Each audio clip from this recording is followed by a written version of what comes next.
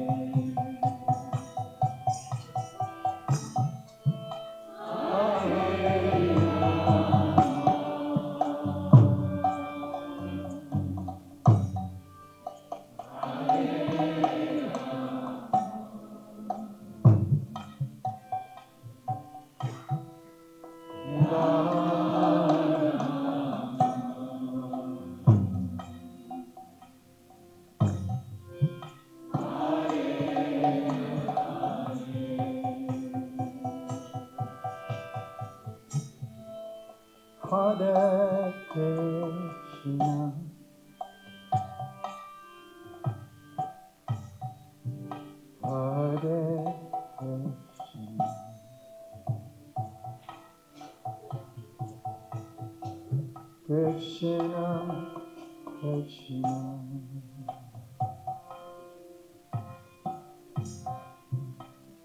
Hare Hare, Hare Rama,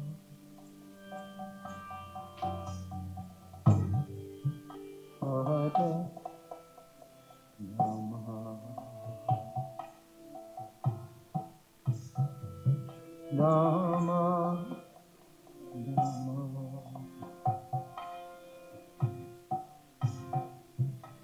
Hare Hare,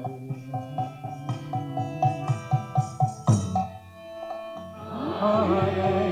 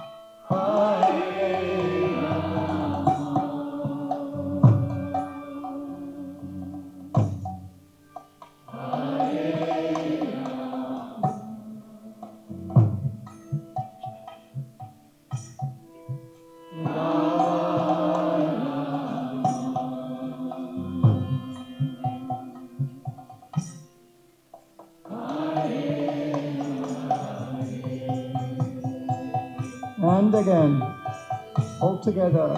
Hare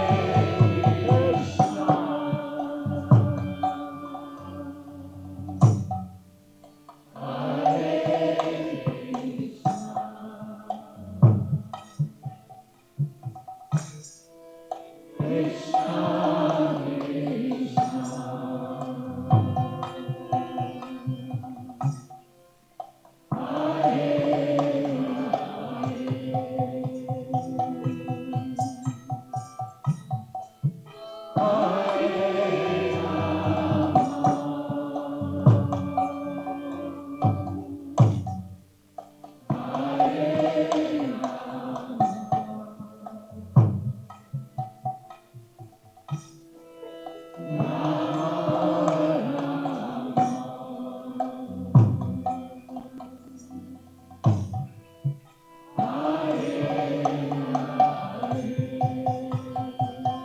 and again, all together, everyone. Hare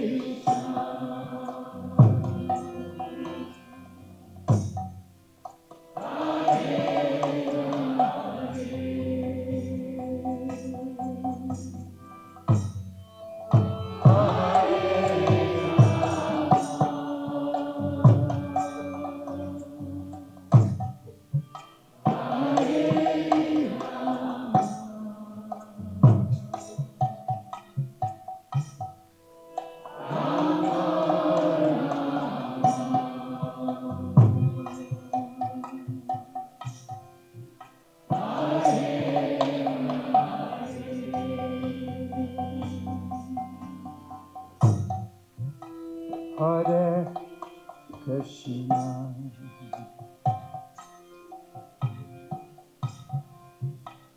Hare Krishna,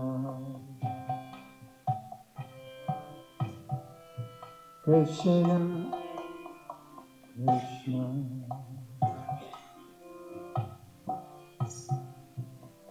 Hare Hare, Hare Rama,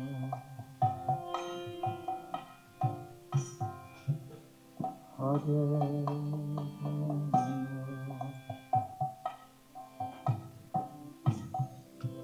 Rama,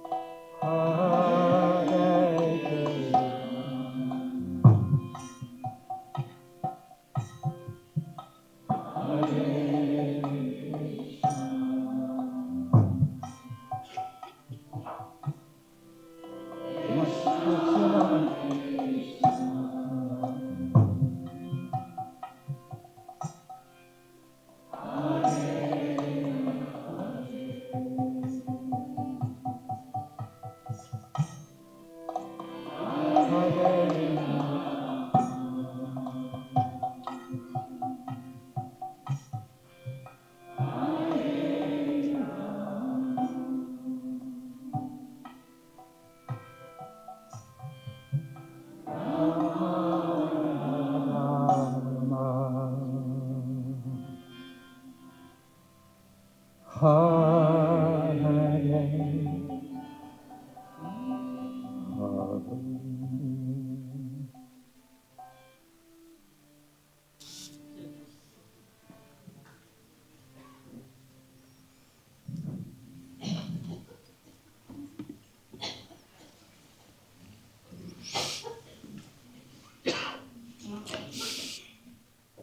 Tonight, before we begin, I've been sitting here thinking that I probably should say to you something about the fact that this subject matter that we're going to hear is so deep.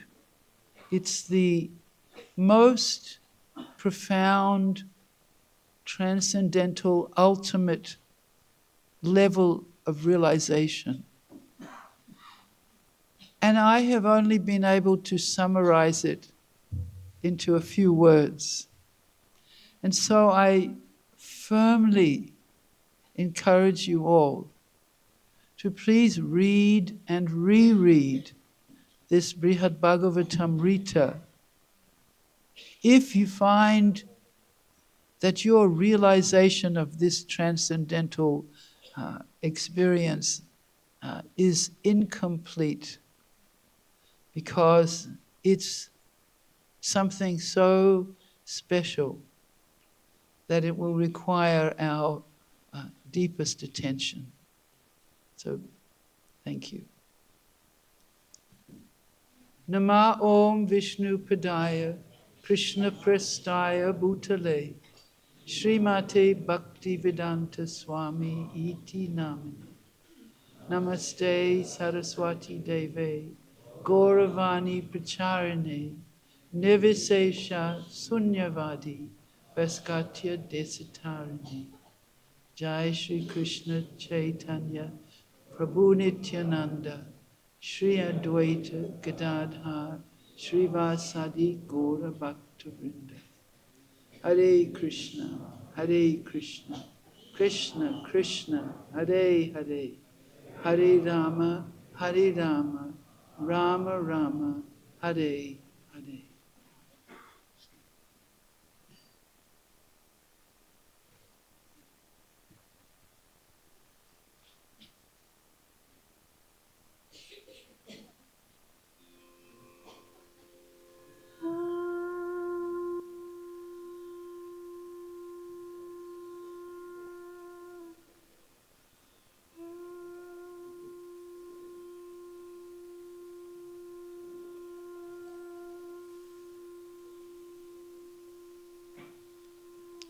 So last night, we heard about how Lord Brahma found his own father and spiritual master, the original Narayan, in an unprecedented state, distressed by love for his beloved devotees. Seeing the Lord thus boldly revealing his true greatness, which is normally hidden, Lord Brahma was so astonished that he too lost his gravity and began to cry. And then we heard how another Vrindavan was created by Maya Danava, who is the mystical architect who created the Sudama Assembly Hall, where millions of Kurus would meet with Krishna daily.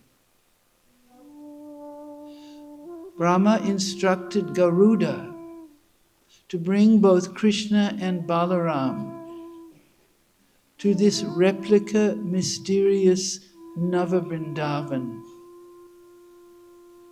And all of the ladies of the palace witnessed this extraordinary event. Now, Krishna is back to normal, remembering himself as the king of Dwarka. And he is back in his own inner chambers. The all-knowing Uddhava has brought all the Dwarka queens except Satyabhama. And Krishna asked him why Satyabhama didn't come. And Uddhava is now going to explain what took place. Before we go any further, is this music too loud? It's okay? Okay, all right. So now Uddhava is going to explain what happened after this event where Krishna went to Nava Vrindavan and played with the cowherd boys who were not even presently active, they were statues.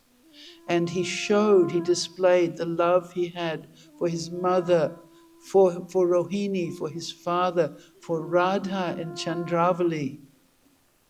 And the queens were watching this, and they had never seen something like this. In Dwarka, Krishna was very formal. He's a king. And here, he was a playful, carefree, loving cowherd boy. So Uddhava is explaining that when you took your glorious excursion to Vrindavan, which was embraced by the Raivata hill, not the real Vrindavan, Nava Vrindavan, your special mood may have bewildered the unintelligent, but your queens were able to perceive it. They hid themselves, watching from a distance. But then the spiteful, weak-minded Padmavati spoke to them all, and she said, "Oh, Devaki, devoid of any pious credits. Oh, unfortunate Rukmini, wretched Satyabhama, Jambavati, and you other miserable women. Look here, from now on, you should give up your pride and undergo the most severe, greatest penances to become servants of those cowherd women. You may have won Krishna's hand in marriage, but they have a stronger hold on his heart. At that time, Devaki addressed Padmavati and she praised the mood of Nanda and Yasoda. She said, because of their exceptional love, they were allowed to raise the Lord as their child and to cherish his many wonderful activities. Therefore, his special attitude towards them is fitting and very much pleasing to us. Then Rukmini also spoke up, glorifying the gopis. She said, those women gave up everything. Their husbands, their sons, everything they had, disregarding their own reputation or their own good fortune in this world or even the next, enduring distress, they worshipped the Lord in their own way, enchanting him with the rasa dance and other pastimes. It is befitting, therefore, that Krishna loves them more than us. For we are obsessed with our religious duties, our social obligations, our children, our grandchildren, our homes, our household affairs, and so on. So we are but his maid servants, worshipping him with reverence. We, his married wives, should never envy his exceptional love for the gopis.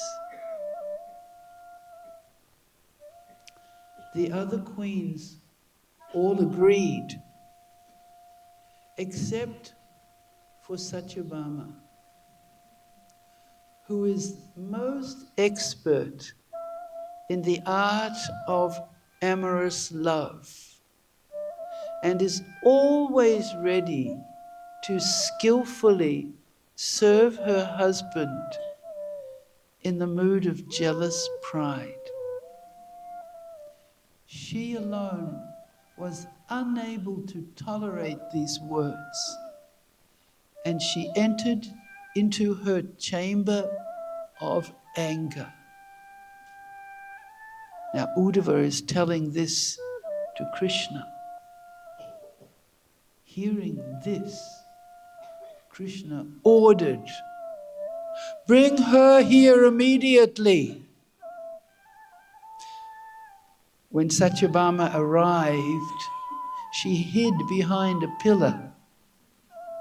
And Krishna, noticing her, spoke to her in a clear voice.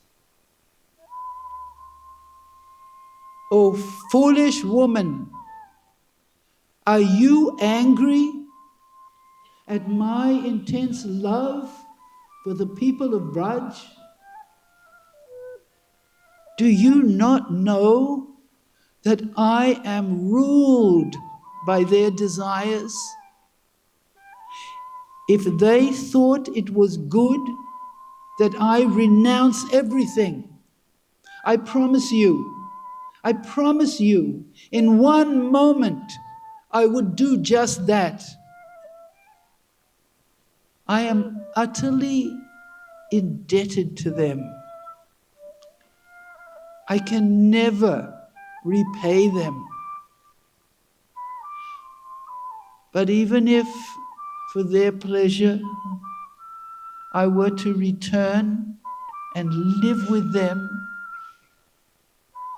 I do not see how it would help. For just by seeing me, they become so bewildered by their deep love that they fail to recognize their own bodies and anything that has to do with their bodies. What to speak of the rest of the world? So even if they see me, their pain is not relieved. In fact, their hearts would be so utterly disturbed by the thought of future separation from me, that whatever measures I may take for their happiness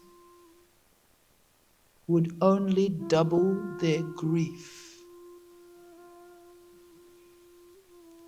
Krishna may be the omniscient Supreme Lord and the most expert arranger of all things to satisfy his devotees. But he feels completely unable to help these dear devotees of Braj. For their anxiety being an essential part of their very existence, cannot be cured by his personal darshan. In their trance of separation, the devotees of Vraj are aware of nothing but Krishna. Their ecstasy is so deep that as a natural effect of remembering Krishna, they see him physically everywhere before them. This pure love, born of separation from him, arises within them most of the time, whether he's present or not. They are recipients of his super excellent viraha bhav, which is the greatest of his mercy, because it is filled with the highest special kind of happiness, carried to its ultimate extreme. And thus Krishna faces a dilemma. On one hand, the Vrajavasis don't know how they can survive in separation from Krishna. And on the other hand, even if he stays with them for a long time, they will inevitably worry that at any moment he might leave them again. As this most exquisite agony of viraha bhav arises in their hearts, his presence will only worsen their grief. This extraordinary mood of love in separation from Krishna is obtained only by his very, very special mercy, and only after very intimate association with him. And thus Krishna reasons that just as there is no way to remove the natural quality of heat that is imparted in fire from the time of creation There is no way anyone, not even he himself, can withdraw this ecstatic nature of the Vrajavasis' love for him. The ultimate fruit of all spiritual perfection, the ultimate fruit is the full vision of Krishna's beauty, which is relished only by them. Therefore, Krishna says to Satyabhama, my staying with them would be equal to my absence. And realizing this, I have not returned there. Yet, there is another level to this mysterious transcendental reality. And that is that unseen by ordinary eyes, Krishna eternally lives in Vrindavan in his invisible manifestation and endlessly continues the flow of his confidential pastimes. Thus, at the same time that the devotees of Vrindavan suffer separation from Krishna's manifest form, they continue forever to enjoy his pastimes that are invisibly taking place there. This is a great mystery. Krishna continued to speak to Satyabhama. He said, my dear proud lady, please hear the real reason I married you. When I was living in Mathurapuri without the gopis, at first I had no desire to marry. But then, from the mouth of a Brahmana, I heard Rukmini's letter, where she told of her distress and her intention to commit suicide if she could not attain me. So I destroyed the pride of hosts of kings in battle, and I took her hand and I carried her off. However, the sight of Rukmini made me think back upon the gopis even more. And the sorrow and distress this caused me made me very much disturbed.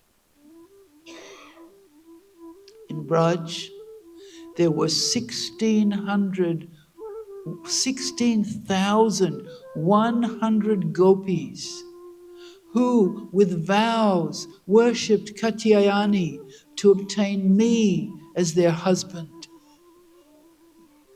To bring my mind somewhat to peace by seeing a likeness of them, I married the same number of you queens here in Dwarka.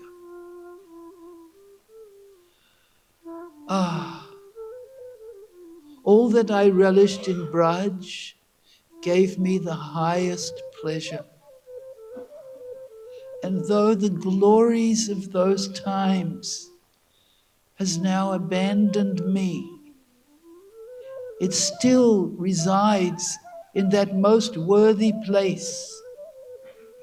And when I resided there, I was so absorbed in an ocean of contentment that I even forgot the work I had to do for the Devas. My beautiful form, my dress, the nectarine sound of my flute never heard before, enchanted the whole universe with overwhelming love. What to speak of how they affected the residents of Braj? Ask Kalindi whether this is not true. She witnessed these blissful pastimes fully enjoyed by the people of Braj. Then Krishna continued to reflect. He said, here in Dwarka, I cannot arouse the same emotions in my relatives, the Yadavas, either by joking words or entertaining pastimes. Embarrassed, I therefore put aside my dear flute. You see, outside of Braj, Krishna's dealings with his devotees always evoke reverence. And thus in Dwarka, he can never feel the same freedom or intimate mood of Braj. In Dwarka, he cannot even discuss his earlier days, except in very vague terms.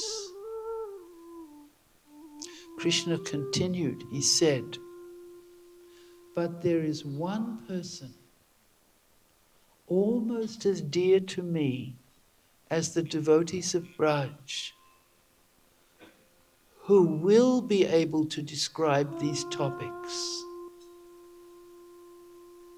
Sukadev, the son of Badarayana Vyas, by his power, by his great love in the mood of the Braj Gopis, he will speak something of these matters to his excellent disciple, who resembles him in spiritual qualities and whom I once brought back to life. Here, of course, Krishna is speaking of Maharaj Parikshit himself, and he is sharing with his mother the significance of what has just been shared with him.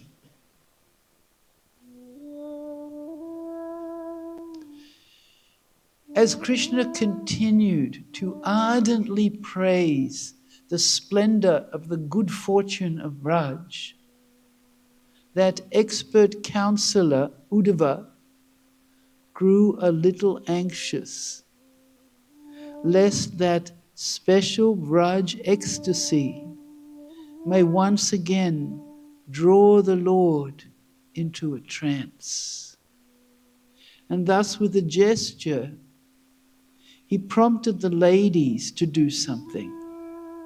Satyabhama and Rukmini and the other queens at once came and surrounded their husband, and touching his feet with their heads, they gradually calmed him down. And then Devaki and Rohini quickly came in with food and drink for Krishna's meal. And thus the wise Uddhava changed the whole mood. And then he informed Krishna that Narada was standing in the doorway. Krishna asked, why does he not come in? Uddhava replied, my lord, he is afraid and embarrassed. Because Narada felt that in his enthusiasm, he had committed an offense by sending Krishna into this bewildered trance, remembering his devotees in Vrindavan. Krishna arose and went to welcome the sage with great respect, bowing down before him He took him by the hand and brought him into the palace. Krishna said, Narada, my dear friend, you always want to please me, and you have done me a great favor. When one is parted from those one loves, pure love makes one suffer within, as if from a blazing forest fire. And that burning pain creates a remorse that further deepens into irrepressible sorrow. And thus at first one feels wretched. But this anxiety of separation is praised as greater than the happiness enjoyed by being with those one loves. It always transforms at last into an abundance of pleasure. After the pain of despair is relieved, one's heart feels fully satisfied, delighting constantly as one enjoys the pleasure of meeting one's beloved. And thus, this is important for us, thus the ecstasy of separation is not the miserable experience it seems to the outsider. In fact, it is so pleasing to the mind that it cannot even be described. Krishna continued. The inconceivable ecstasy of transcendental love in separation is born in pain, but grows into the greatest possible pleasure.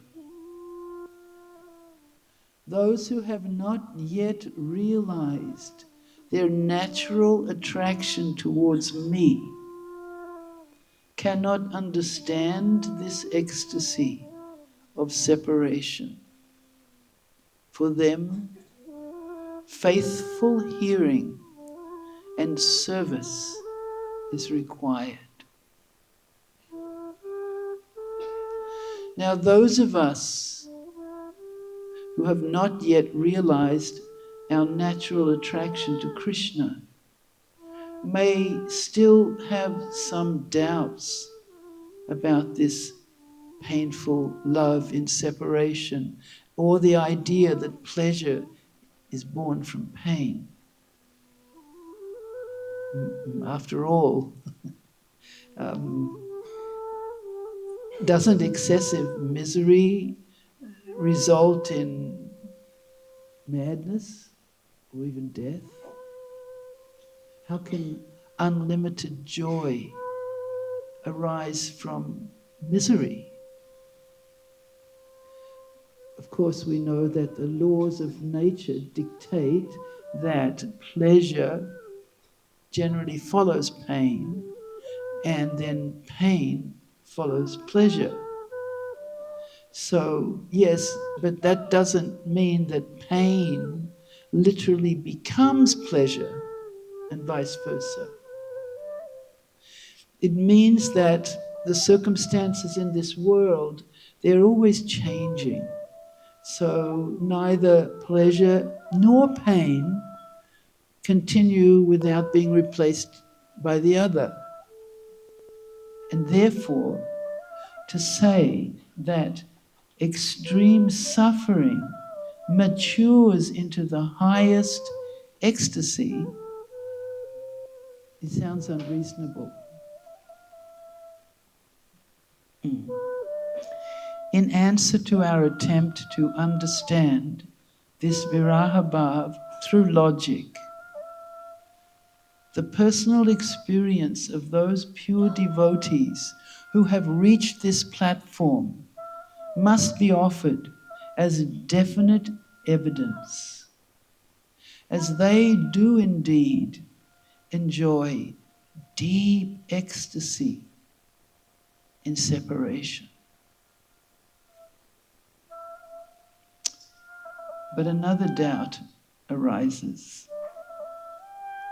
This ecstatic distress of viraha bhav, it appears very, very similar to the pleasure that follows pain when a person struggles very, very hard to achieve something and finally achieves the object of their satisfaction. So although the struggle was painful, when one achieves their object, then that pain turns into joy. We're familiar with this. It's not uncommon.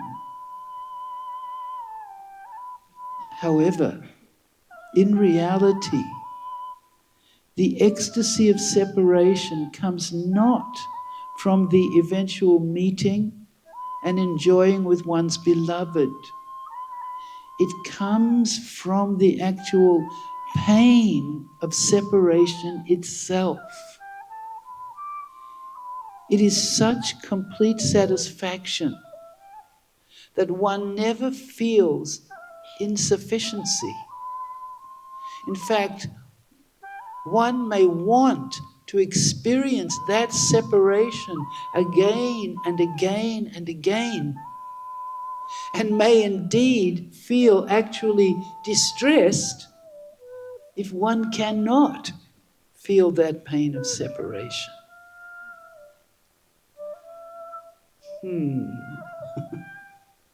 Nevertheless, at least my neophyte mind is still a bit confused.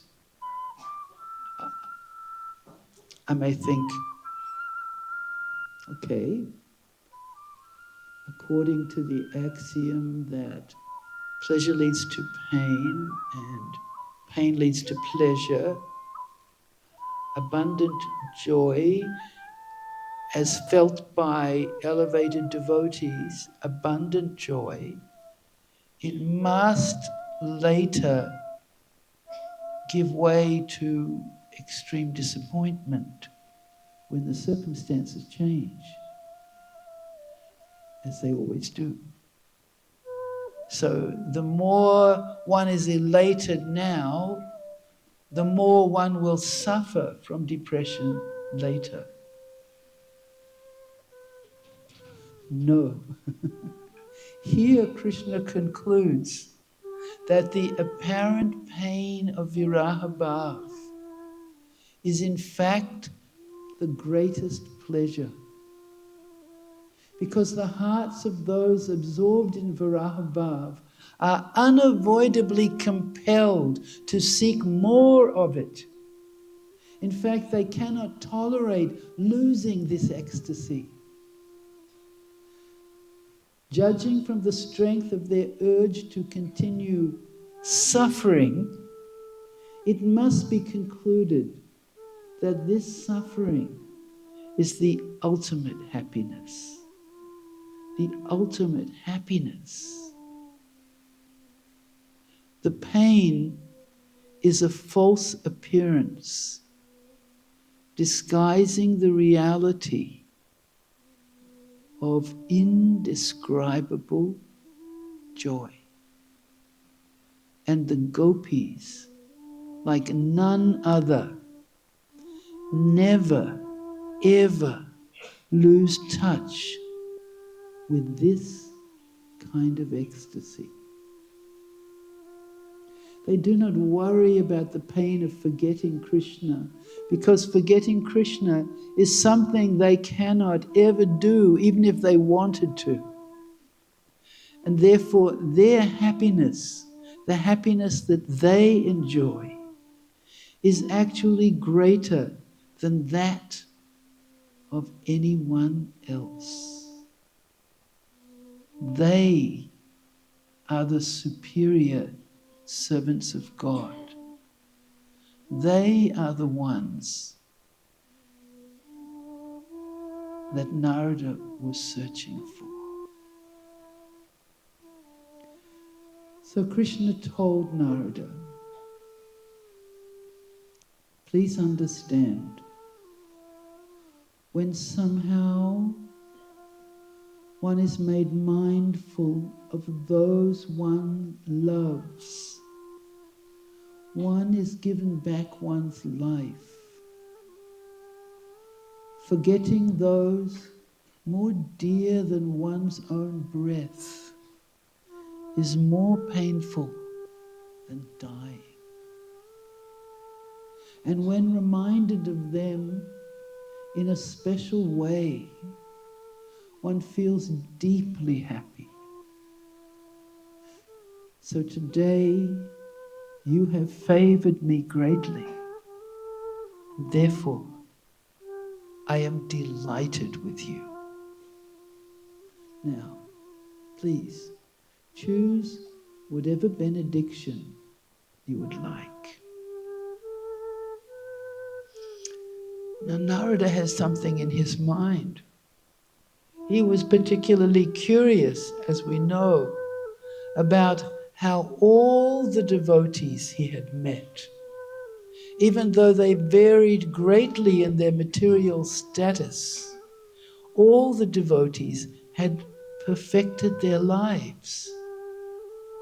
All of them, from the Prayag Brahmana and the South Indian king to Indra, Brahma, Shiva, Prahlad, Hanuman, and Uddhava, and the Pandavas. They had all achieved remarkable success in acquiring exalted qualities by one cause only, by Krishna's grace. Narada had long been curious to better understand how Krishna distributes his mercy. And now he was eager to hear him directly say it. So Krishna said,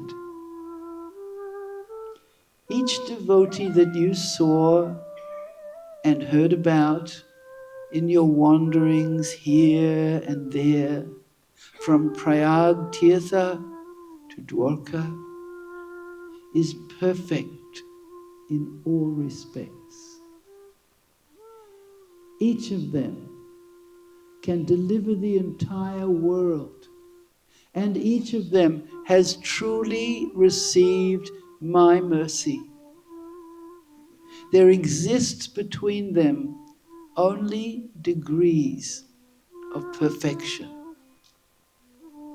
Pure devotional service is by nature full of variety, so no two devotees are exactly alike. So then Narada begged for two excellent boons. His first request, he said, I have long cherished a desire. I wish that I may wander everywhere, always chanting, drinking the nectar of your names. And as I wander, behaving like a madman, may I distribute joy to everyone in the world. And his second wish, he said, whether by speaking, thinking, hearing, or physical contact, if any person in this world comes in touch with these pastimes of yours, even once, and is convinced of their importance, May he be endowed eternally with the power to worship your lotus feet. Lord Gopinath extended his divine lotus hand, and with respect he said, "So be it." Then the sage Narada was plunged into a vast ocean of supreme bliss, and he sang and he danced in various ways. And then he partook of excellent food and drink with the two lords and took their permission to return to Prayag, thinking, "Let me bestow perfection on those sages who have waited so long for my return." And when the sages at Prayag heard the whole account of Narada's journey, they at once gave up all interest in everything other than Krishna's service. And by honestly thinking themselves unworthy of worshipping the Lord's lotus feet, they earned the priceless treasure of his favor. Now, if you remember, this story, this Leela, is being told by Maharaj Parikshit to his mother Uttara, who is listening. This account is the essence of what Sukadev taught Maharaj Parikshit. He gave this to her so she would have the whole essence of the Srimad Bhagavatam. So Maharaj Parikshit then told his mother, who was listening with full concentration, "My dear mother, you should cherish a desire to become a servant of those gopis, and you should constantly worship him as they did, and dedicate yourself to the Sankirtan of his names." Maharaj Parikshit understood that without scientifically understanding the special qualities of the gopis that distinguish them from everyone else, one will not develop a desire to become their servant, and nor can one realize the supreme truth of their ecstatic worship of Krishna. So he continued, he said, "O mother, if you follow my advice and take shelter of the gopis and their master Krishna, I promise you, by Krishna's mercy, you will be able to understand something of the gopis' greatness. For one who has learnt the glories of the gopis, the greatest of all the Lord's devotees, one will then automatically understand the Lord and his devotional service without any other effort." So now, Srila Sanatana Goswami, who is the author of this wonderful text, Sri Brihad Bhagavatamrita, adds his own blessings upon all of us here. He says, "This sequence of perfection is wonderful in itself, but even